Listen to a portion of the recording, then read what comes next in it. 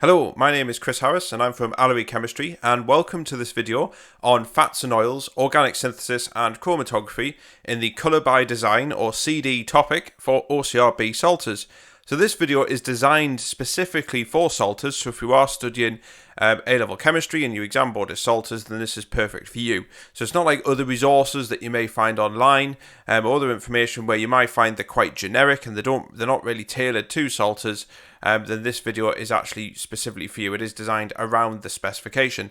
And in fact, I've got a full range of salters videos for year 1 and year 2, so the black screens are the revision videos like this, and I've also got some generic whiteboard tutorials as well, which you can use to try and get information on certain topics. So it might be titrations, for example, it might be transition metals. So I've got whiteboard tutorials on there. They're all on Allery Chemistry YouTube channel. They're all for free. All I ask is you hit the subscribe button. That'll be absolutely fantastic if you can do that, just to show your support, and you get all the updates as well. And as long as people keep watching them and subscribing and liking them, then I will keep making them and I'll update them when new specifications come in, etc. as well. So please hit the subscribe button, that would be brilliant. This video is actually made from slides as well that I've created for this exam board, revision slides, and you are able to purchase them. If you click on the link in the description box below, they're great value for money. I've known people print them out and use them as revision notes. And you'll put them in your file alongside your other notes, so you can use them for there as well. But also people use it on their smartphone and tablet. So go and have a look on there, click on the link, and you'll be able to get a hold of them there. Okay, so like I say, this video is dedicated to salters, and so it meets the specification points. And like I say, this is one of 3 videos for the CD topic. So we're going to be looking at some organic functional groups, in particular fats and oils, and looking at esterification and saturation and unsaturation. We're going to be looking at some organic synthesis as well, so we're going to look at synthetic routes. So there's going to be a lot of this summarizing all the organic reactions you need to know for salters. And also we're going to be finally looking at modern analytical techniques, such as GLC and other types of chromatography as well, and combining them with mass spec. So we're going to be looking at all of these areas in this video. Okay, so what we're going to do is we're going to start off by looking at some organic synthesis. Now, organic synthesis is just a way in which we can make chemicals. We're going to look at retrosynthesis after this, but this is just the routes and by which we can make chemicals using chemical reactions, etc. You need to be aware of these routes. You need to know what's made and the conditions that's required. Now, there's aliphatic and aromatics. So aliphatics are straight chains. Aromatics are things like with benzene in, for example. So we're going to look at both of them. So what I'm going to do with this section is you need to know these reactions. So what I'm going to get you to do is I'm going to actually read out the names of each of the chemicals. So for example, they're going to look a little bit like this. So there's another slide as well after this that finishes it off. But we're going to look at how you form each of these chemicals and how they interlink. So what might be a good idea is what I'll do is I'll press I'll press on. I'll move the slide on. An arrow will appear. Then what you can do is pause the video, then write down the reaction conditions or think about what the reaction conditions are, such as the temperature and the reagents that we need to make each of the parts of the arrows that I'm going to show you. And then if you unpause the video, then you'll be able to see the answer. So that might be quite a good way of trying to remember these. And the best thing really with organic synthesis is to remember it over time. Spend quite a bit of time, do this in advance, not last minute. And see if you can try and remember them. There's nothing new, by the way, with any of these. These are all reactions that you've seen already in year 1 and year 2. Okay, so let's try the first one. So alcohol to aldehyde. So pause the video and see if you can work out what the conditions are, or what the conditions are required to move from alcohol, or to use from an alcohol to an aldehyde. Okay, well this one's going to be K2Cr2O7, so that's potassium dichromate, sulfuric acid and heat, and we're heating a primary alcohol in a distillation kit for that one. So what about aldehyde to carboxylic acid? So pause the video and see if you can work out the conditions. Okay, so this one is, again, potassium dichromate, sulfuric acid and reflux. So this is just alcohol to aldehyde to carboxylic acid is just one reaction, but we use reflux for this one instead. Okay, so what about alcohol to ketone? Okay, well this one is also potassium dichromate, except we're using a secondary alcohol, and this can be done in a reflux kit, so we don't need distillation for this one. And what about going backwards, ketone to alcohol? Okay, well this one is sodium borohydride, so it's a reducing agent in methanol and water. This one will be on your data sheet. So with salt, is what they do is they put some of these reactions on the data sheet, and some of them you have to remember. So this one will be on your data sheet, but handy to know anyway. What about alcohol to alkene? Okay, well this one is going to be concentrated sulfuric acid or phosphoric acid and heat. And what about going backwards? What about alkene to alcohol? Well, this one's going to be steam, phosphoric acid catalyst, 60 atmospheres of pressure and 300 degrees Celsius. Okay, so what about bromoalkane to alcohol? Okay, well this one's going to be warm sodium hydroxide, water and reflux. For secondary bromoalkane, we use a secondary alcohol to form a secondary bromoalkane. Okay, what about alkane to bromoalkane? Okay, well you might know this one. This is a radical reaction, so we're just going to use bromine and UV light, and that creates the free radicals, which allows us to form the bromoalkane. Okay, and what about alkene to bromoalkane? Okay, well this one's going to be HBr, and this is going to be at room temperature, so 20 degrees Celsius. And what about alkene to dibromoalkane? Well, this one's just going to be bromine and at 20 degrees Celsius. So this is the decolorization of bromine reaction. Okay, what about alkene to alkane? Okay, so this one's going to be hydrogen and a nickel catalyst. It's going to be 150 degrees Celsius. So I've got a bit of a joke just to break it up a little bit. So why are Geordies so good at chemistry? Because they're alkene. Right, okay, let's move on, shall we? My terrible jokes. Okay, so you also need to know these aliphatic organic chemistry reactions as well. Now, some of these have been dragged along from the previous slide, as you can see there. But we're going to do exactly the same. So I'm going to show the arrow, pause it, see if you know the conditions, and then I'll release it. So we're going to go from haloalkane to nitrile. Right, well actually this is one on your data sheet. So this is hydrogen cyanide, ethanol and reflux. So this is going to be on your data sheet. What about nitrile to carboxylic acid?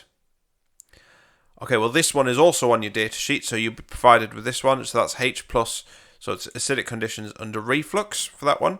Okay, so what about haloalkane or halogenoalkane to primary amine? This one's not on your data sheet, so you do need to know this one. Okay, so this one's ammonia and heat. Okay, and what about primary amine to secondary amide? Well, this one we're just going to use an acyl chloride or an acid chloride. It's very vigorous, a really vigorous reaction for this one. What about aldehyde or ketone to cyanohydrin, or also known as hydroxynitrile? Okay, well this one's hydrogen cyanide, sulfuric acid, and it's got to be done at 20 degrees Celsius. Okay, so what about primary amide to carboxylic acid? Okay, well this one's going to be acid, and we're going to be using heat for this reaction. Okay, and what about carboxylic acid to acid chloride? Okay, well this one's actually on your data sheet, so you don't need to remember this one. So you obviously do need to know the reaction, but the conditions will always be on the data sheet. So that's SOCl2, and that's going to be on your data sheet, like I say. So what about carboxylic acid to ester? This one is concentrated sulfuric acid, alcohol, heat, and a catalyst. We use a catalyst for this one. So what about ester to carboxylic acid? Well, this one's going to be dilute sulfuric acid, water, and we're going to do it under reflux and a catalyst. Or we can use dilute sodium hydroxide and under reflux. Okay, so what about acid chloride to ester? Or acyl chloride? So this one's going to be alcohol, and it's going to be at 20 degrees Celsius. Okay, so these are all the reactions that you need to be aware of for salters, and these are obviously designed specifically for the salter specification. Some of them are on your data sheet, and they've been marked on there, so you don't need to remember them conditions, but you do need to be aware that they are on your sheet, so go and have a look for it there. Okay, so now we're going to move on to our aromatics now. There's a lot less of these aromatic compounds. So aromatics, like I say, these contain benzene. So these are molecules that contain benzene. So we're going to start from benzene, and we're going to look at, I'm just going to go through these ones, so you don't need to pause these. So the nitration of benzene forms nitrobenzene, and to form nitrobenzene we use concentrated sulfuric acid and nitric acid. No, that's got to be done under 55 degrees Celsius. Remember, if it goes above 55 degrees you get multiple nitration, so this is just to make a single nitration. And then we can reduce that nitrobenzene to form aminobenzene. Now this one is on your datasheet, so you don't need to remember the conditions for this one. But it's concentrated hydrochloric acid, tin and reflux, and we add sodium hydroxide to it to form aminobenzene. You do need to be aware of it, but you don't need to remember the conditions because it will be on the datasheet. The other one is acylation. So this is forming a phenyl ketone. So you've got you use an acid chloride or an acyl chloride, as you can see there. We use a halogen carrier catalyst, all under reflux and anhydrous conditions, and that forms our phenyl ketone. Okay, still on the benzene topic, let's look at some other reactions with benzene. So we've got halogenation, so halobenzene. So we use a halogen, again an acid and halogen carrier, that's AlCl3 catalyst in warm conditions. So AlCl3, remember, is your halogen carrier. And then we've also got alkylation as well. So this is using a haloalkane. Again, the halogen carrier catalyst, and it's all done under reflux. So you form an alkyl benzene. Okay, and then what about this one?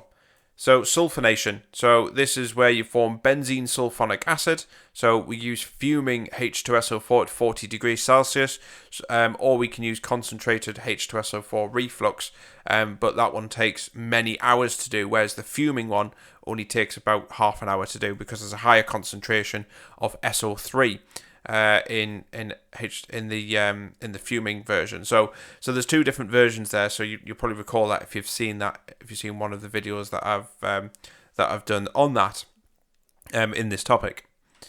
Okay, so still sticking on the aromatic theme, we're now going to be looking at phenol as our base chemical this time.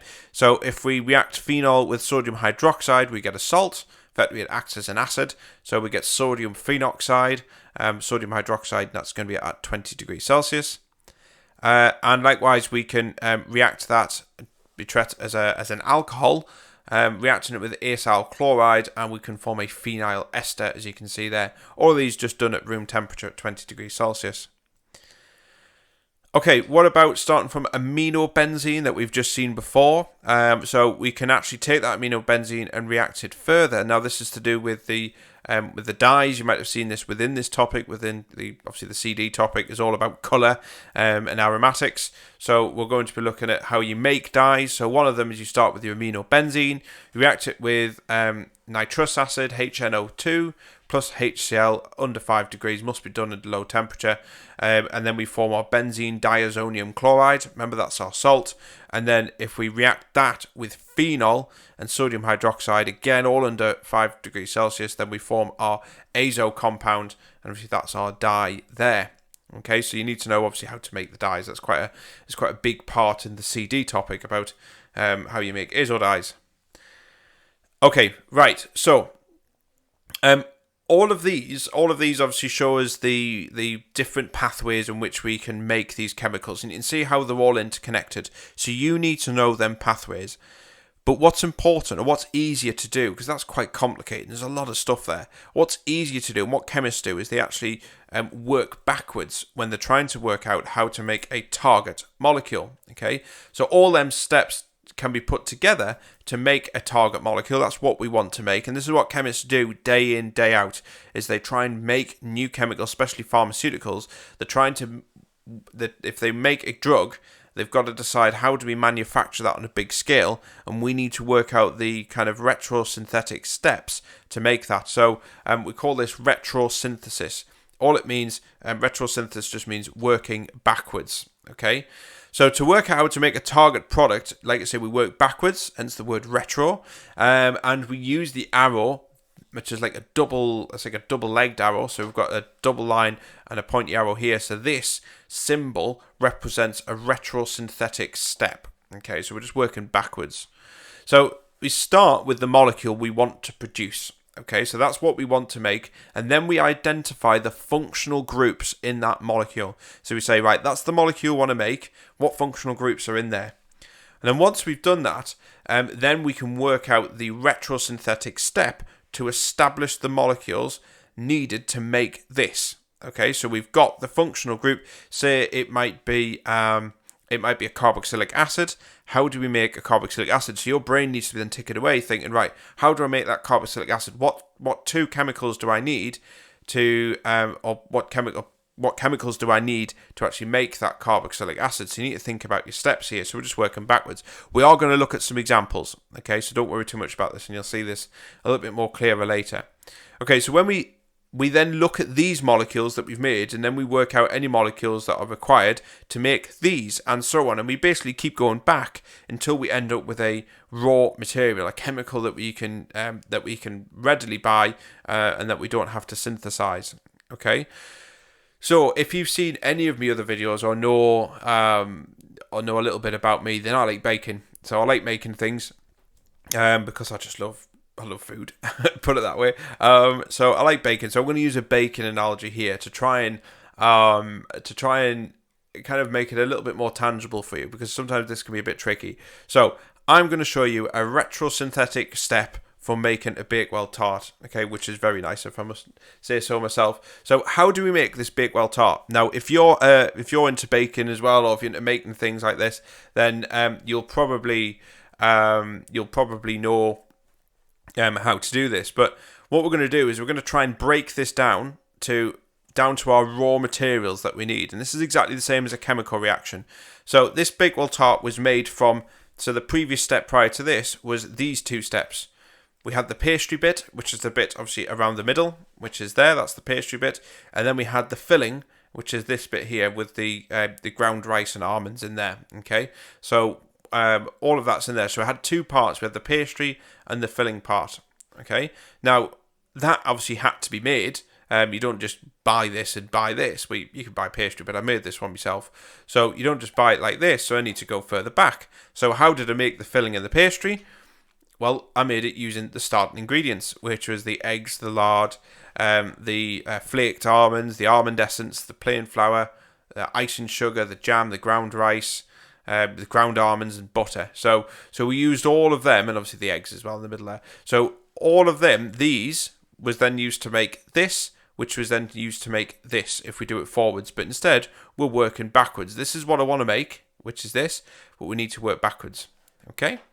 So this is all the ingredients that we need to make a Bakewell tart, and this is retrosynthesis, so we're working backwards.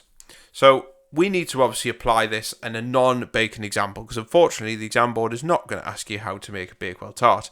So we're going to look at a non-baking example of retrosynthesis for the manufacturing of a chemical. Okay, so here's an example. So work out what is needed to make chemical A via retrosynthesis, given that ethanoic anhydride, which is this chemical here, okay, is used in the first retrosynthesis step, and they react in the same way as acyl chlorides. Right, so this is just a little bit more information to help you with the first steps. Okay, so let's look at the first one. So there's chemical A, okay, this is our ethanoic anhydride. So first of all, we need to look at the functional groups, okay? So we know that the COCH3 bit, so this bit here, comes from ethanoic anhydride, as we've been told this already, okay? So we've been told that there, okay? So it's in the first retrosynthesis step, and they react in the same way as acyl chlorides. So we know about acyl chlorides, and we know how they react, so we can kind of apply it to this as well. So acid anhydrides react in the same way as acyl chlorides, and so from this information, we know that amines, so RNH2, react with acid anhydrides to form chemical A. Okay, so we know we've got this plus this will form this, so we're working backwards. So let's strip that back. There's our retrosynthetic arrow there, our specially designed arrow, and we can see here that we've got aminobenzene. This is one of our chemicals, so obviously this is forming this bit here. Okay, and then this bond here with this bit is formed from our anhydride, which is that. Okay, so this is one of our starting materials because we actually mentioned it here. So it was mentioned that ethanoic anhydride was one of the chemicals, so we've been given that already, so you don't need to worry about that. But this reacts with this. You need to know that this reacts in a similar way to acid chlorides, so you need to know in the exam that acid chlorides react with this, okay, to form what you see here, which is your esters, okay? So your esters, your amides, okay? So this is one of our starting materials, this one here, so we don't need to worry about that. We don't need to know how to make this, okay? That's one of them. However, aminobenzene, this can be made from something else. So we've got to keep going and say, right, a bit like the pastry and the filling bit, okay? All of them were made from something, a raw material. So let's carry on. So we bring our aminobenzene back. So aminobenzene is made from a nitro group, which is the NO2 group. The nitro group is reduced to form the amine group, which is there. So the reagents and conditions are concentrated hydrochloric acid, tin metal and reflux, and then we add sodium hydroxide. This is on your data sheet, this reaction here, okay? So we're working backwards. So the reagent that we need here is nitrobenzene. So if we go forwards, nitrobenzene reacting with so you're reducing your nitrobenzene using these reagents here will form aminobenzene, and then aminobenzene will then react with your anhydride to form our product that we had before. Now, nitrobenzene can be made from something else as well, so we can keep on going. So our nitrobenzene is made from benzene, and so the reagents and conditions are concentrated nitric acid and concentrated sulfuric acid under 55 degrees. We call this a nitration reaction. So remember, if we do this reaction above 55 degrees, we get multiple nitration. We just want one nitration, a single one, so it must be kept under 55. So you can see there is benzene. This is our other starting reagent. So our starting reagents here for this reaction is benzene and ethanoic anhydride. Okay, your anhydride. I think it was ethanoic. Yes, it was ethanoic anhydride. So they're our starting materials. And then what we're doing to the benzene is we're reacting the benzene to form our amine. Okay, our phenylamine, and then that reacts with the ethanoic anhydride to form our product. Okay. So that was obviously the synthesis of paracetamol. That was that was making a drug. So this is how they would make paracetamol all the way through using these different steps. So you just need to be aware of working backwards, but really to do this retrosynthesis, you need to know all them organic pathways that we've seen before. So make sure you're familiar with them. Okay. So now what we're going to do is we're going to look at another section of this, which is fats and oils. Now, these are vital to life and they're in our food, etc. So we need to know a little bit about them. So fats and oils, when we react glycerol, which is a type of alcohol, and a fatty acid, which is a carboxylic acid, we produce an ester, which makes fats and oils. Okay, so we're making all these different fancy products. So glycerol is just a triol. So it's propane 1,2,3 triol. It looks a bit strange. I'll show you a picture of it in a moment. But it's reacted with a long chain fatty acid, okay, which can then be saturated. So remember, if we describe something as saturated, it means it's saturated with hydrogens, i.e. there's no double bonds within that chain. Okay, and unsaturated, you can get unsaturated chains as well, which means they must contain at least one double bond in that molecule. Okay, so let's have a look at glycerol. So there's glycerol there. There's your propane 1,2,3 triol. So you can see we've got propane, 3 carbons, and then it's on the first, second, and third carbon. There's 3 alcohols there. Okay, so a saturated fatty acid looks a little bit like this. So there's no double bonds in that chain. And you can see we've got a carboxyl group at the end there. And then whereas an unsaturated fatty acid has a double bond in there. So effectively we don't have as many hydrogens across here. So this is an unsaturated fatty acid. So your unsaturated fatty acids, they can have more than one double bond. These are called polyunsaturated fats, or fatty acids, should I say. So you can see we've got 2 different types, a saturated and an unsaturated. This is going to become quite important because we can distinguish between them with, they basically make up a fat and an oil. So we'll have a look at what the difference is here. So when we react glycerol, which is alcohol, with fatty acids, we produce an ester, and this is what makes a fat and an oil. Okay, so glycerol plus fatty acid. So remember, this is no difference. It looks horrendous, but it's no difference to a reaction which you've seen before, which is alcohol plus carboxylic acid plus produces an ester plus water. Okay, so these are similar reactions. It's just that these are bigger molecules.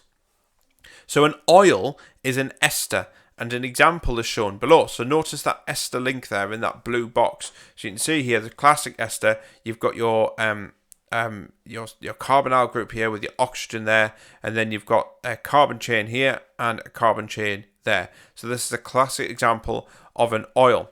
So vegetable oils, these have unsaturated hydrocarbon chains. They're not straight, which means they can't pack closely together. So you can see here, some of them are wonky, as you can see here. Some of these will bend downwards, some of them will bend upwards, some of them bend downwards here. So they can't pack together very well here. They have lower, we call them van der Waals forces, or these are your weakest intermolecular force. You might not have heard of them as van der Waals forces. These are instantaneous dipole forces, as they're also known as. So you might see both words. So the weakest type of force, they have lower melting points and are liquids at room temperature. Okay, so this is why they're liquids. They can't pack together, and the weak forces are hence lower because they're not packed in a regular arrangement. So that's why they are oils, and these are unsaturated. Okay. Now, a fat is an ester as well, as you can see here. There we are. Okay, and notice that ester link again. That's still the same, but a fat is slightly different, as you can see there. These are saturated hydrocarbon chains. They're straight chain and they're much more uniform. So there's more of a uniform pattern here, and so that means they can pack together much closely. So there's greater instantaneous dipole forces in between these chains, or van der Waals forces as they're also known as, and so they have much higher melting points and are solids at room temperature. Okay, so you can see here, this is a saturated fat. This is effectively lard. That's your saturated fat. And actually, you might have heard of this in food. You've heard of the different types of fats. You've got saturated fat and unsaturated fats. And typically your saturated fats are worse for you. They increase your bad cholesterol in your blood, which can lead to heart disease, stroke, and obesity.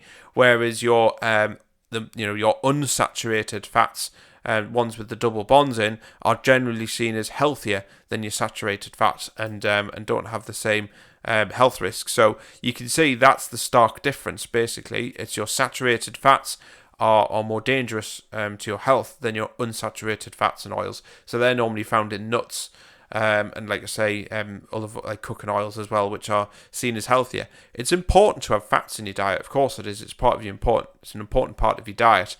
It's about moderating the amount of each food group that you have in your diet, and in particular fats as well. Okay, so we're now going to look at chromatography, because this is another quite an important part of the CD topic. So it's about analysing our substances. So gas liquid chromatography, or GLC, is a useful way to separate a mixture of liquids that are volatile. Okay, and hence we can identify what they could be. So it works by using quite a scary machine like this. So you have a carrier gas, and you have a sample that's injected here. So this would be a liquid sample will be injected at the top here. Okay, and then our carrier gas would be an inert gas that would come through into this oven, and it spins around this column. Your substance spins around this column here, and it comes back out the other side. Waste comes out here, and you get your chromatogram that's produced here. But we'll look at what that means later. We're going to look at that in a little bit more detail. So in GLC, like I say, you have a really thin column wound up inside an oven to save space. Okay, the column's lined with a solid or viscous liquid, so it could be like an oil, and this acts as the stationary phase. Okay, so for example, we inject our sample in here, and what happens is it's carried through by the gas, and it whizzes around this very fine column. It's like fishing wire. It's really, really thin, and that's lined with this oil. And effectively what happens is, as you would have seen in chromatography, the stationary phase is the phase that doesn't move, hence stationary. So this is stuck in the column, and as the mixture whizzes around here, some of the components of that mixture may actually spend more time stuck to the stationary phase, and some actually won't, and it'll just be carried straight through the gas and out the other side. So it depends on what we're using, of course. So the sample is injected into the machine and carried by an inert gas such as nitrogen, which is the mobile phase. So the mobile phase is the one where it allows the chemical or carries the chemical through the column. So each substance, like I say, it takes a different amount of time to travel through the column and reach the detector, and the length of time it takes is called the retention time. So for example, some will spend more time stuck in the stationary phase and will take a lot longer to come through here over time, whereas some of them will actually take much quicker. They'll not spend a lot of time in the stationary phase, they'll spend more time in the mobile phase, and therefore they'll move through that column much quicker. And obviously the length of time it takes for each component of your mixture to come through is the retention time. So the time it takes for the sample to travel through varies, as some molecules spend more time stuck to the stationary phase, as I've said before, and some spend more time travelling in the mobile phase.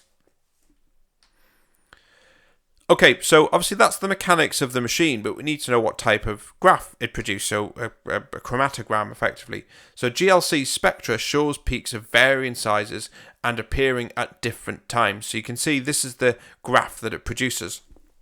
So each peak in the spectra represents a different substance. So in this case, we've got 3 different substances that made up our mixture, and each one, as you can see, has a different retention time.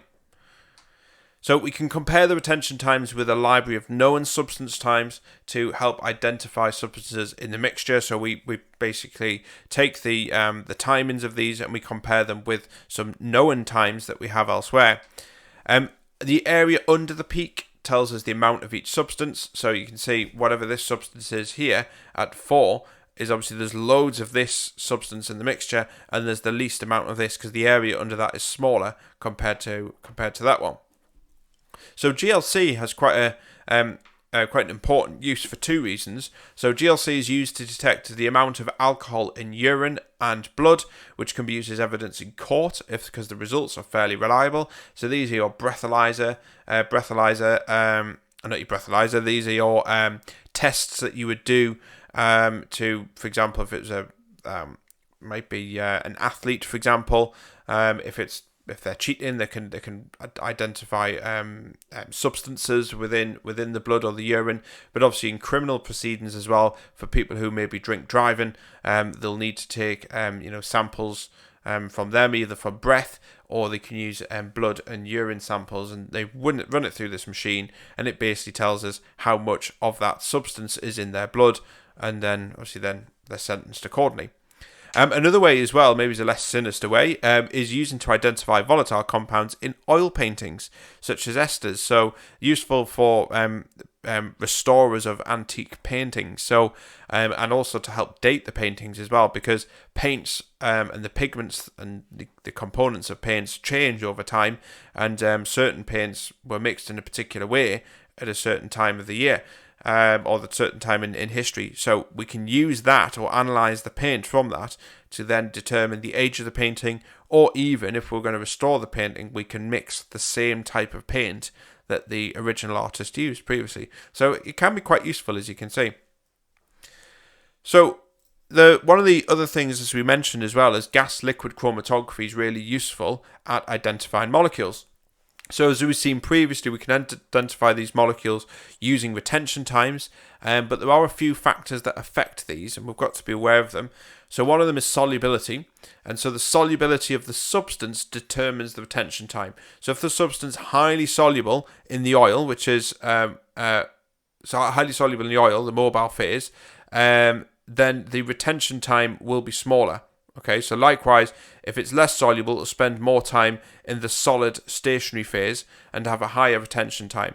So what we're looking at here, when we're saying this should say gas, really, if it's highly soluble in the gas, depends on the substance that you're using. You say if you're using a liquid, it could be quite early, but normally this should say gas, really. I'll get all that changed.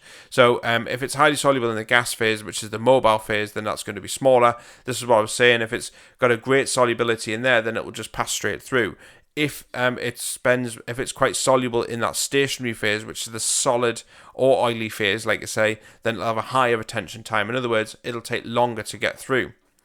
the temperature of the GLC machine as well. So the warmer the GLC machine, the more time the substance will remain in the evaporated state, and so it'll move through that tube a lot quicker. So this means the retention time will be a bit shorter. So if it's warmer, it'll just whiz through. It won't spend much time sticking to the stationary phase. And the boiling point as well. So if a substance has a really high boiling point, then it's more likely to travel through the tube as a liquid rather than a gas, and this means it will take longer to travel through. So the retention time will be a lot higher. It will take longer for it to come through the other side. Okay, so there are your different factors. So solubility of the substance, of the mixture, the temperature of the GLC machine, and the boiling points of your mixture as well, your components that make up that mixture. So we need to know about all them different factors there.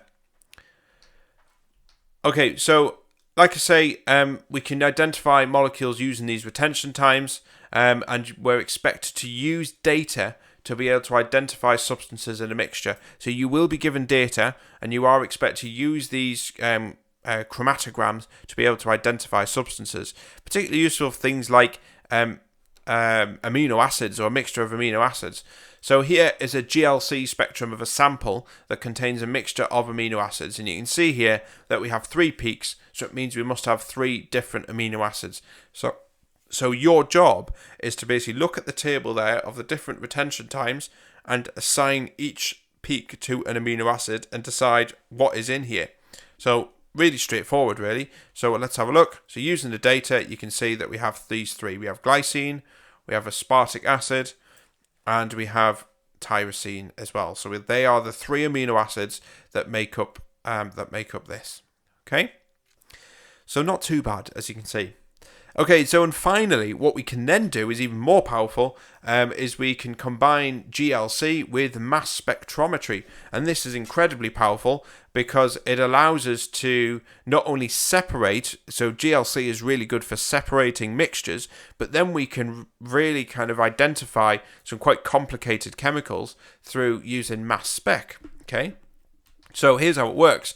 So mass spectrometry, like I say, is better suited for identifying unknown compounds via their mass to charge ratio. That's the MZ ratio. However, when analysing a mixture of compounds, it can produce quite a confusing spectrum. Because you imagine if you've got a mixture of 3 different substances in there, if you put that into a mass spectrometer, it's going to produce lines everywhere for all 3 substances. You're not going to get any clear picture. Okay, so it's no good for that. So this is where GLC is really good, because GLC is really good at separating their mixtures out, as we've seen before. However, GLC is not so good at identifying unknown compounds. So what we're doing is using the strengths of each of these, and it's going to allow us to benefit from each of the strengths and use it as a really powerful analytical tool. So basically, the separated compounds from the GLC machine, they run through the MS machine, and what the MS machine does is produce spectra for the 3 or 4 or however many is in your mixture, individual chemicals. So we're getting 3 different spectra, but the GC machine is separating them out first. So the mixture of substances is fed through the GLC machine, and this separates them out. However, instead of a detector, it feeds them through into a mass spectrometer, and obviously the mass spectrometer then uses the analyzer. So you're literally connecting these 2 machines together completely. Okay, and then the substances can be positively identified as the mass spectra produced is compared with a library of known samples. So this library will be stored on the computer, so it's all automatic, so it's really efficient process. But as you can see, it's a really powerful way for chemists to identify an unknown substance. They can run it through a GLC MS setup, and that allows them to identify the unknown compounds. Okay, and that's it. So that's everything you need to know for fats and oils, organic synthesis, and chromatography. It's quite a bit in there. Like I say, there is a full range of revision videos. That's the ones with the black screens for Salters for year 1 and year 2. This is one of 3. This CD video here, there's one of 3 videos that form the CD topic. There's also some whiteboard tutorials on there as well. They're all for free. All I ask is you hit the subscribe button. That'll be absolutely fantastic. And also, if you would like a copy of these slides, they're great for revision. You can print them out, use them in your file. Then if you just click on the link below, you'll be able to purchase them there. They're great value for money. Right, okay, that's it. Bye-bye.